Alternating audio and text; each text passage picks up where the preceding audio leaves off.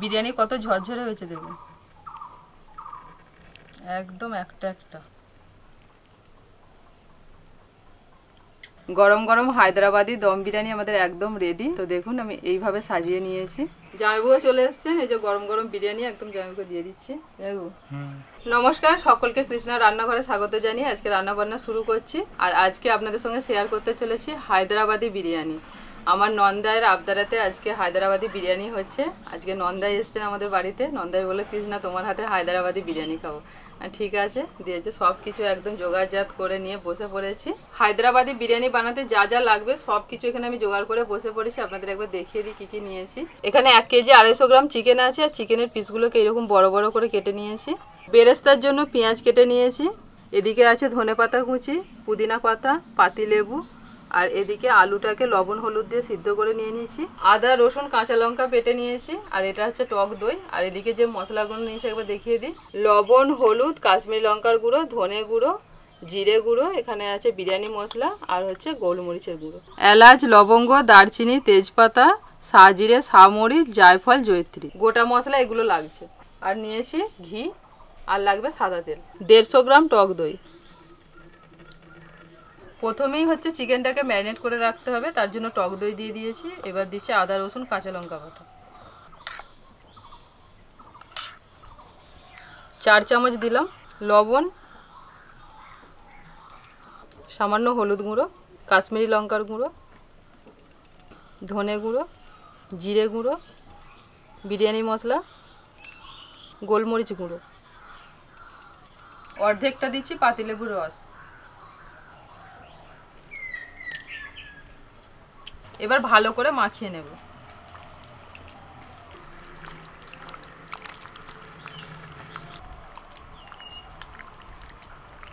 ভালো করে মাখানো হয়ে গেছে। এবার ঢাকা দিয়ে আমি রেখে দিচ্ছি 1 ঘন্টার জন্য। বিরিয়ানির ভাতের জন্য চালটাকে আমি আগে থেকে ধুয়ে ভালো করে ভিজিয়ে রেখে দিয়েছি। এই যে ওদিকে চাল ভিজুক, আমি ততক্ষণে উনানটা ধরিয়ে দিই।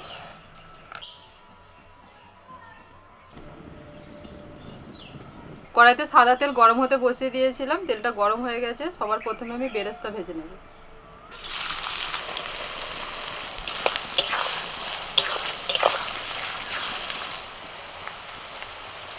ভাজতে ভাজতে পেঁয়াজের মধ্যে বাদামি কালার চলে এসছে। এবার আমি পেঁয়াজগুলো তুলে নেব। বেরেস্তা আমার হয়ে গেছে। এর থেকে বেশি ভাজার দরকার নেই।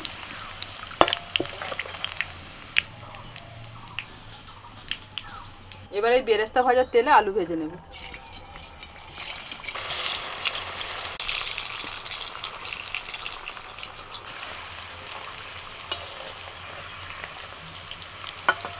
আলু ভাজা হয়ে গেছে, একটু লাল করে ভেজে নিয়েছি।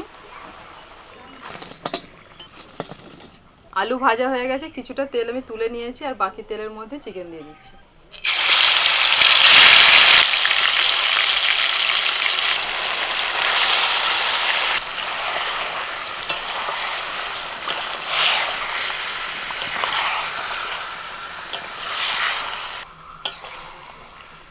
একটু নাড়াচাড়া করে দিয়ে দিচ্ছি বেরেস্তা, পুদিনা পাতা, একটু কুচানো ধনে পাতা।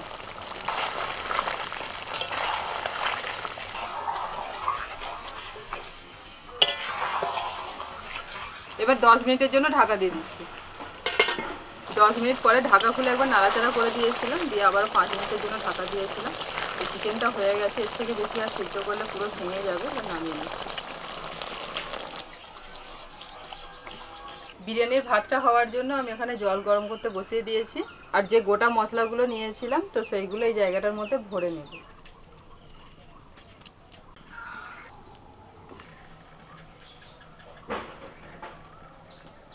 জলের মধ্যে দিয়ে দিলাম। এইভাবে যদি মশলাগুলো দেওয়া হয় না, মশলার মধ্যে যা কিছু আছে সব কিছু জলের মধ্যে একদম ফুটে মিশে যাবে, কিন্তু মশলাগুলো একদম মুখে লাগবে না, সব উঠে যাবে ওইভাবে দিলে। আর 3টে তেজপাতা দিয়ে দিচ্ছি। এগুলো পরে তুলে নেওয়া যাবে যেহেতু তেজপাতাগুলো বড়। লবণ দিয়ে দিচ্ছি 2-3 চামচ। 1 চামচ মতো সাদা তেল। অর্ধেকটা পাতিলেবুর রস দিয়ে দিচ্ছি।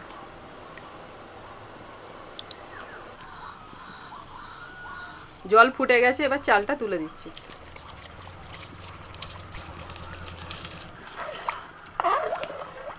এদিকে ভাতটা ততক্ষণে হোক, আর আমি এখানে এই হাঁড়িটাতে দমে বসাবো বিরিয়ানিটা, ততক্ষণে রেডি করে নিই। বেরেস্তা ভাজার যে তেলটা ছিল সেই তেল একটু দিয়ে দিচ্ছি হাঁড়ির মধ্যে। এইভাবে ঘুরিয়ে ঘুরিয়ে ভালো করে হাঁড়ির মধ্যে তেলটাকে মাখিয়ে নিচ্ছি। এবার পুরো চিকেনটা আমি দিয়ে দিচ্ছি হাঁড়ির মধ্যে।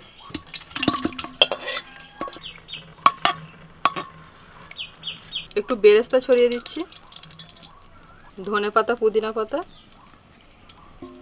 বিরিয়ানির মশলা। ভাত হয়ে গেছে, এবার আমি এই যে মশলার জায়গাটা তুলে নিচ্ছি।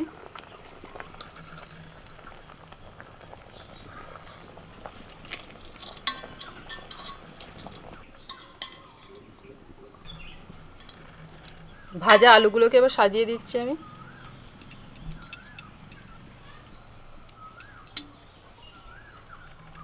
বিরিয়ানি মশলা, বেরেস্তা, ধনে পাতা, পুদিনা পাতা। এবার যেটুকুন ভাত ছিল সব ছেঁকে আমি দিয়ে দিলাম। বাকি যে বেরেস্তাগুলো ছিল সেটা সব দিয়ে দিচ্ছি। বিরিয়ানির মশলা, ধনে পাতা, পুদিনা পাতা। এবার দিয়ে দিচ্ছি ঘি, একদম উপর থেকে ঘিটা দিয়ে দিলাম। বিরিয়ানিতে একটু কালার আনার জন্য আমি একটু কেশরি কালার গুলে দিয়ে দিচ্ছি। সব কিছু দেওয়া হয়ে গেছে, এবার ঢাকা দিয়ে দমে বসিয়ে দেবো। 15 মিনিটের জন্য দমে বসিয়ে দিচ্ছি। আর উপর থেকে একটা ভারী ওয়েট দিয়ে দেবো, আজকে আর শিল করলাম না।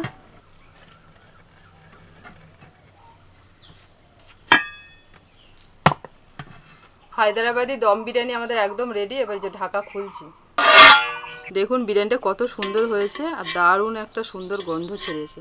এত সুন্দর গন্ধটা আসছে,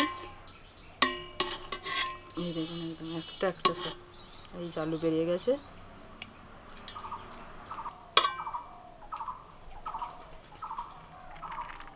এই প্লেটটা রেডি করা হচ্ছে আমাদের থাম্বনেলের জন্য। বিরিয়ানি কত ঝরঝরে হয়েছে দেখুন,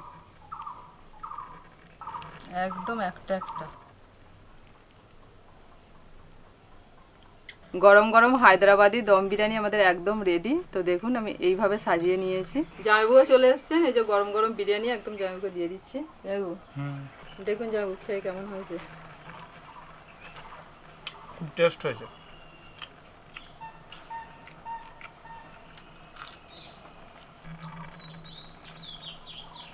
কৃষ্ণা, বিরিয়ানিটা কিন্তু খুব ঝরঝরে হয়েছে এবং খেতেও খুব ভালো লাগছে। আপনি বলেছিলেন হায়দ্রাবাদি বিরিয়ানি খাবেন, আমি হায়দ্রাবাদি বিরিয়ানি করেছি। আর এই বিরিয়ানিটাতে না মানে আপনার পুদিনা পাতা, ধনে পাতার যে একটা গন্ধ সেটাই পাবেন বেশি, কারণ এতে ওই আপনার মিঠা তো কেওড়া জল এইসবগুলো যায় না, ওসব কিছু পাচ্ছি না, ওসবগুলো যায় না। তবে কিছু না, এর এই যে পুদিনা পাতা বা ধনিয়া পাতাটা যে দিয়েছো, এর কিন্তু সেন্টটা আলাদা লাগছে, খুব সুন্দর লাগছে সেন্টটা। আমি আর কিছু বলছি না, আমি এবার মন দিয়ে খাচ্ছি। খেয়ে নিই আগে পেট ভরে, তারপর আবার কথা হবে। একদম।